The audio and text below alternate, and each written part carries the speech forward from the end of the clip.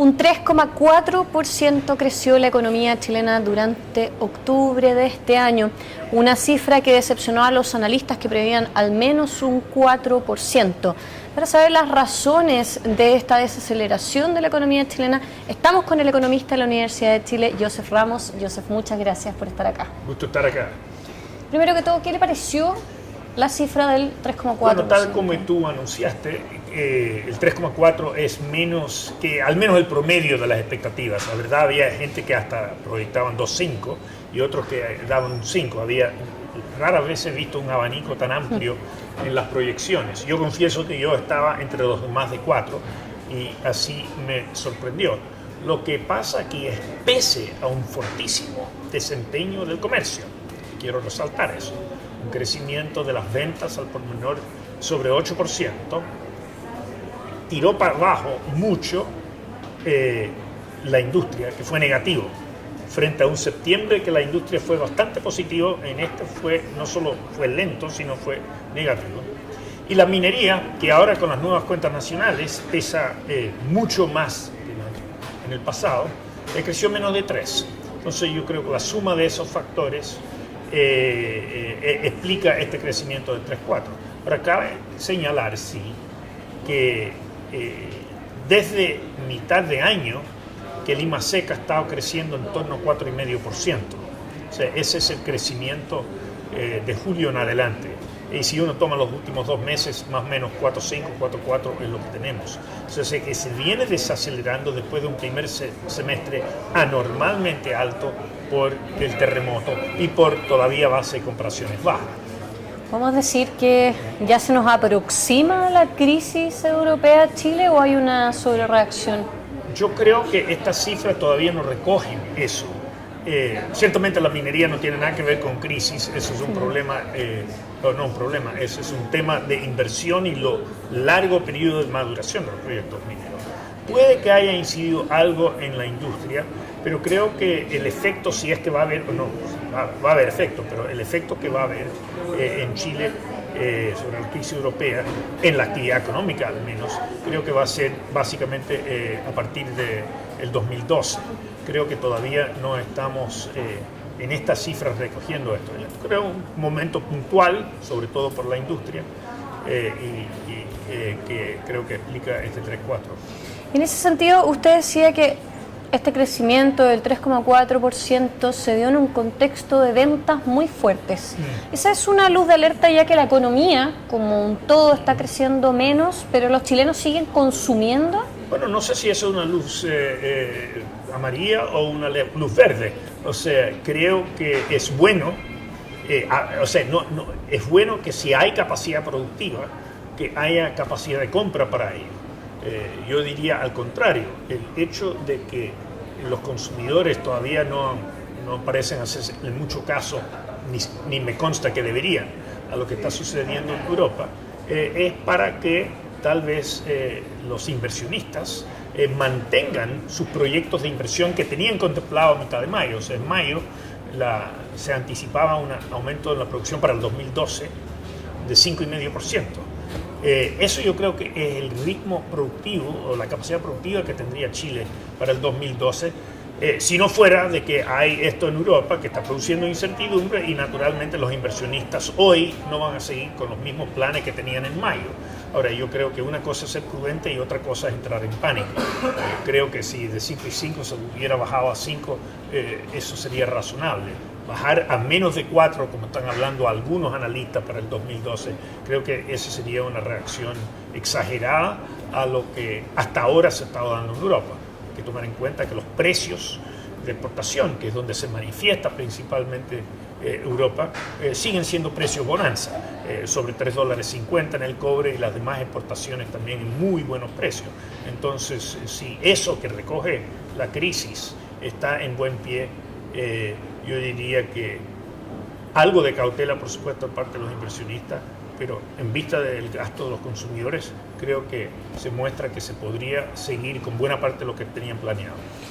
Esta cifra del 3,4% podría ser un factor a considerar en la próxima reunión del Consejo del Banco Central para eventualmente empezar con el recorte en las tasas de interés o no es tiempo todavía? Yo creo que van a mirar, obviamente esto le da pie a ellos si fuera el caso, pero yo creo que van a estar mirando más bien las cifras de inflación, que el mes pasado fueron tal vez inesperadamente altas y creo que no quieren, al parecer no quieren bajar la tasa hasta que haya claridad de que eso está bien controlado. ¿Qué proyecciones tenemos de crecimiento para fines de este año y para el próximo año? Bueno, este año con esto tenemos el 10º mes del año. Yo diría que lo más probable es que el año cierre en una cifra muy buena, 6,3, principalmente debido a un extraordinario primer semestre. Por debajo del 6,5 que se prometió. Bueno, no creo que ya se llegue al 6,5, pero podría llegar a 6,4. Entonces, estoy diciendo 6,3, 6,4, claro, podría ser menos, depende de muchas cosas, pero digamos, estamos claramente por encima de 6 y creo que el tema de fondo es qué va a pasar con el 2012. O sea, ojalá que se aclare la situación en Europa de tal modo que lo que yo considero una sobrereacción de parte de, sobre todo los inversionistas chilenos, como que se calmen y miren lo que está pasando. Estados Unidos sigue creciendo, Asia, particularmente China, sigue creciendo con fuerza y los consumidores chilenos ciertamente siguen gastando con mucha fuerza. En este contexto tenemos un escenario internacional un poco revuelto, básicamente por el tema de Europa y porque China también está creciendo, pero se está empezando a ralentizar con... ¿Cuál es el desafío del próximo presidente del Banco Central, que José Gregorio sale este miércoles 7? Bueno, obviamente tiene que mirar la situación internacional. Yo creo que eso es lo central aquí. Hemos tenido desde el 2008 un escenario internacional bastante, casi una montaña rusa, ciertamente en lo que a la bolsa se refiere, en lo que significó el crédito internacional, casi un colapso en el 2009. Yo creo que eso no se vislumbra con Europa, al no ser que hagan un harikiri los europeos.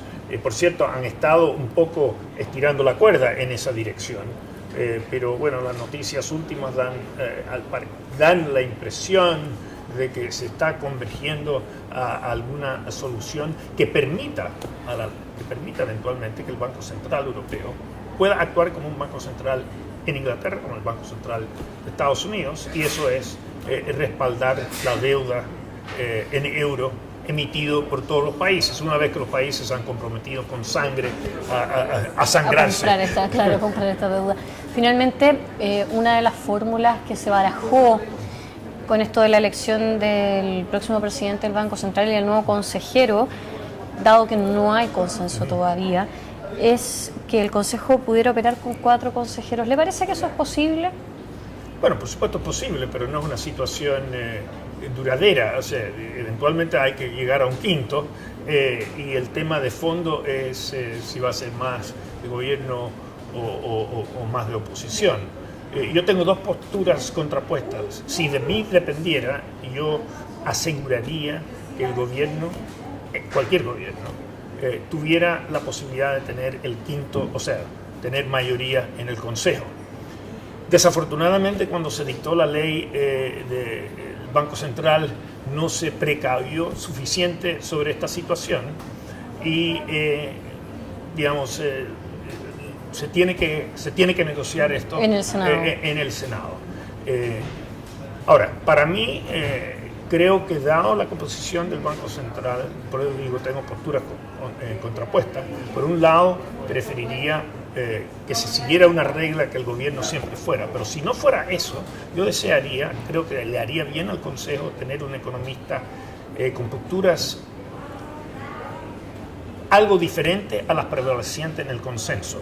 O sea, porque sea un centro de izquierda, centro de derecha, la verdad las diferencias en el Consejo no son tan grandes.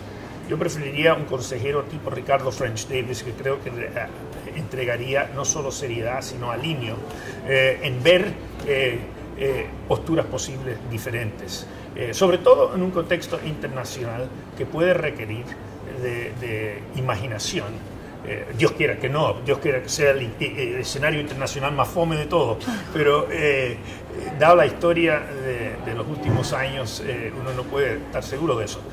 Pero pienso que es improbable que el gobierno nomine a alguien como French, pero si yo pudiera, ese sería mi candidato. Y si no, o independiente, si no, digo, y por sobre ello, creo que en términos de principio, yo creo que es buena política que haya 3 de gobierno y 2 de oposición. Y 2 de oposición. Bueno, estaremos entonces prontos a ver cuál es la decisión que finalmente se toma en el Senado y cuando el gobierno también designe al próximo presidente. Yo muchas gracias por esta entrevista. Un gusto estar acá.